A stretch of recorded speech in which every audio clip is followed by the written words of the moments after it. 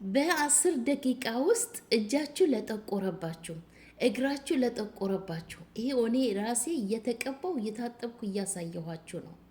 በራሴ በ10 ደቂቃ ውስጥ ብቻ ተቀብታችሁ የጠቆረ ቦታ የሚያጠፋላችሁ፣ ብብታችሁ የጠቆረባችሁ በቤት ውስጥ ናቹራል በሆነ መንገድ በ10 ደቂቃ ውስጥ እንዴት ነጭ እንደምታደርጉት እንደሚያቀላላችሁ አሳያችኋለሁ። ቪዲዮውን እስከ መጨረሻ ተከታተሉት። አሰላሙ አለይኩም ውድና የተከበራችሁ የሮዛ ጉራጌ ቻናል ቤተሰቦች እንዴት ናችሁ? ዛሬ እንግዲህ ለኔ የጠቀመኝን ነው ማካፈላችሁ። በ10 ደቂቃ ውስጥ የጠቆረ ነገር የሚያቀላ ታምር ነው የምታዩበት። በዚህ ቪዲዮ ላይ የጠቆረ እጃችሁ የጠቆረ እግራችሁ የሚያቀላላችሁ ማስክ ይዤላችሁ መጥቻለሁ። አሰራሩን አጠቃቀሙን አሳያችኋለሁ። እዩት እጄን እንዴት እንዳቀላለኝ። በተለይ ጣታችሁ አካባቢ የሚጠቁርባችሁ ያስለቅቅላችኋል። ቪዲዮውን እስከ መጨረሻ ተከታተሉት። ቀጥታ ወደ አሰራሩ እንግባ። እዚህ ጋር የምጠቀመው በመጀመሪያ ደረጃ የጥርስ ሳሙና ነው። ማንኛውም የጥርስ ሳሙና መጠቀም ትችላላችሁ። በነገራችን ላይ እኔ ቤኪንግ ሶዳ ስለሌለኝ ያልተጠቀምኩበት። ቤኪንግ ሶዳ ካላችሁ 1 ማንኪያ ጨምሩበት። እኔ ስለሌለኝ በዚህ ብቻ ነው የተጠቀምኩት። ይሄንን ራሱ ለብቻው ብትጠቀሙት እጃችሁ የጠቆረ እግራችሁ ብብታችሁ ስር የጠቆረ ካለ በ10 ደቂቃ ውስጥ ትሰናበቱታላችሁ። የጥርስ ሳሙና 1 ማንኪያ የሚያክል በእቃ ያድርግ ያለው በዚህ መልኩ። በቀጣይ የምጠቀመው እርድ ነው። ግማሽ ማንኪያ እርድ ጨምራለሁ። እርድ ስትጠቀሙ በቤት ውስጥ የተዘጋጀ መሆን አለበት። የገበያ የሚሸጠውን ለምግብ የሚሸጠው ለቆዳ ለፊት አይሆንም፣ እንዳትጠቀሙ። ለምን? ቅመማ ቅመም ስላለበት ቆዳችሁ ያበላሽባቸዋል። እርድ ንጹህ እርድ ለብቻው የተዘጋጀ እርድ መሆን አለበት። ልብ በሉ እዚህ ጋር ንጹህ እርድ ስትጠቀሙ በተለይ ከአይናችሁ ስር የጠቆረ በባዝሊን ቀላቅላችሁ ለወር ድረስ በተከታታይ ከተጠቀማችሁ አይናችሁ ስር የጠቆረ ያቀላላችኋል። በሳምንት ውስጥ በተከታታይ ስትጠቀሙት ለውጥ ታገኙበታላችሁ።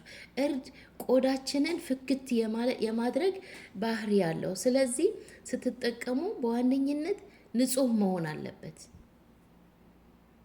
በቀጣይ ቡና እጠቀማለሁ። ቡና እንደዛው ለቆዳችሁ ፍክት ነው የሚያደርግላችሁ፣ በተለይ የፊታችሁ ቆዳ።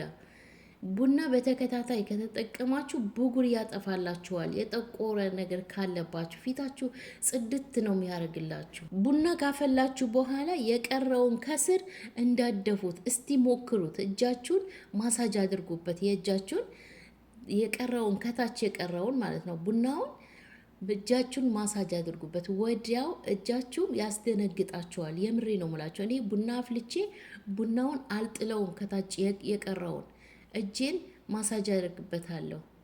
እንደ ማስክ እጠቀምበታለሁ። ወዲያው ልቅልቅ ማድረግ ትችላላችሁ። ወዲያው ፍክት ነው የሚያደርግላችሁ። እዚህ ጋር ግማሽ ሎሚ እጠቀማለሁ። ሎሚ ግዴታ ነው። ሎሚ የቆዳችንን በቀጣይ ሎሚ እጠቀማለሁ። ግማሽ ሎሚ ሙሉውን ነው የምጨምቀው። ግማሽ ሎሚ በዚህ መልኩ ነው። ትልቁ ሎሚ ነው ቢጫውን የተጠቀምኩት። ትንሹ ከሆነ 1 ሎሚ ሙሉ ጨምሩበት። ይሄ ለፊታችን አይደለም ለእጃችን ለእግራችን ስለሆነ ምንም ችግር የለውም ሎሚ ብታበዙበት። በቀጣይ የገላ ሻምፖ ነው የምጠቀመው። ማንኛውም የገላችሁ ፊታችሁ የምትጣጠቡበት ሳሙና ካላችሁ የገላ ሻምፖ ነው የተጠቀምኩት። ሻምፖ ከሌላችሁ የገላችሁ የምትታጠቡበት ሻምፖ ከሌላችሁ ሳሙና ፍቅፍቅ አድርጋችሁ ጨምሩበት።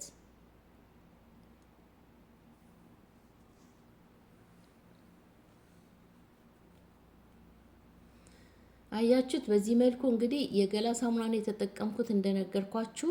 እናንተ ሳሙና መጠቀም ትችላላችሁ። ቪዲዮውን እስከ መጨረሻ ተከታተሉት። ቪዲዮውን ላይክ አድርጉት አላልኳችሁ?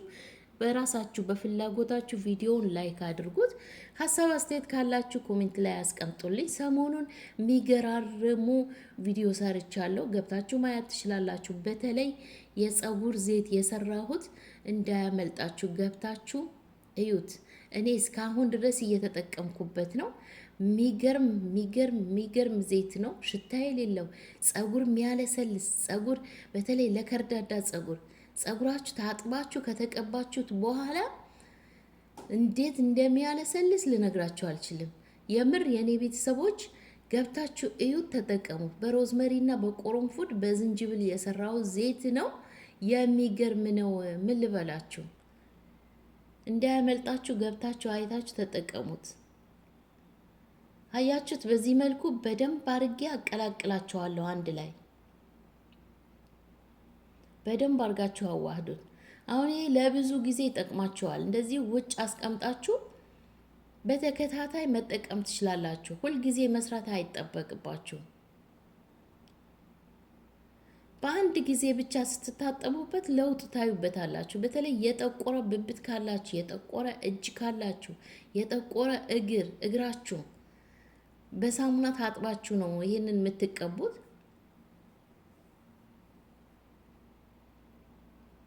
እዩት፣ ዋው! አሁን እየተቀባው እየታጠብኩ አሳያችኋለሁ። ልክ በዚህ መልኩ ማሳጅ እያደረጋችሁ ልክ ልትታጠቡ ስትሉ በቃ እጃችሁን ልትታጠቡ ምንም ማቆየት አይጠበቅባችሁ። አታቆዩቱም። ወዲያው ልትታጠቡ ስትሉ እንደዚህ ተቀብታችሁ፣ ግን ማሳጅ ግዴታ ነው። ማሳጅ የጠቆረውን ቦታ ማሳጅ ታደርጉታላችሁ በደንብ አርጋችሁ። እርድ ቆዳን የማቅላት ባህሪ ያለው፣ በተለይ ከአይናችሁ ስር የጠቆረ ነግሬያችኋለሁ። ከባዝሊን ጋር ቀላቅላችሁ ተቀቡት። አያችሁት? እጄን በደንብ አርጋችሁ ማሳጅ አድርጉት። እንደዚህ ጣታችሁ የጠቆረባችሁ ጣታችሁ አካባቢ ልክ ከእጃችሁ እኩል ይሆንላችኋል።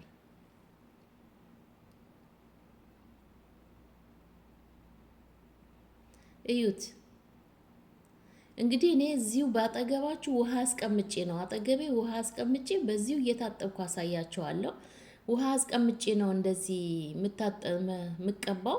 እናንተም እንደዚሁ በደንብ ለ5 ደቂቃ ማሳጅ ማድረግ ይጠበቅባችኋል። በተለይ ጸይም የሆናችሁ ፍክት ቅልት ነው የሚያደርጋችሁ። የምሬ ነው ምላችሁ። እንደዚህ እንትን ከተቀባችሁት በኋላ ድጋሜ በሳሙና ጨምራችሁ ታጠቡት። ይዩት እጄ እንዴት እንደቀላ። አሁን በደንብ ታጥቤ አሳያችኋለሁ። አያችሁት? እጄ የጠቆረ ቦታ ፋፍክት ነው የሚያደርግላችሁ። ሁላችሁም ተጠቀሙት። የዛሬ ቪዲዮ ይሄንን ይመስል ነበር። ስለተከታተላችሁኝ አመሰግናለሁ። ቪዲዮውን ላይክ አድርጉት። ላይክ አድርጋችሁ ስትወጡ ላይክ አድርጋችሁ ውጡ። ሀሳብ አስተያየት ካላችሁ ኮሜንት ላይ አስቀምጡልኝ። የእያንዳንዳችሁ ኮሜንት መልስላችኋለሁ። ይሄንንም ተጠቀሙት። በቀጣይ ቪዲዮ እስከምንገናኝ ደህና ቆዩልኝ። ባይ ባይ።